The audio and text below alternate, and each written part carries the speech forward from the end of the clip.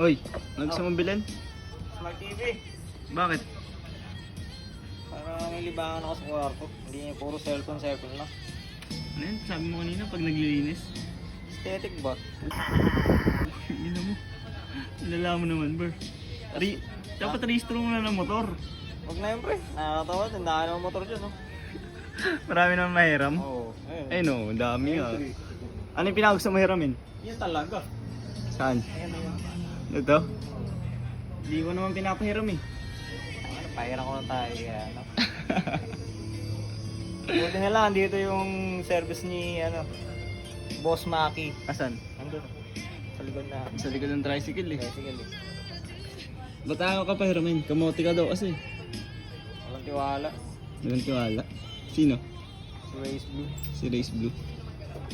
Hindi kasi tama na sa akin. Tig tama. Lalo nagmarilaki no? Oo, tama na. Hindi siya makakabas sa kurbada eh. Hindi makabot. Sa straight lang siya na... Naiiwan niya ako sa straight pero sa kurbada. Wala. Wala. Oo. Wala. Parang ina naman eh.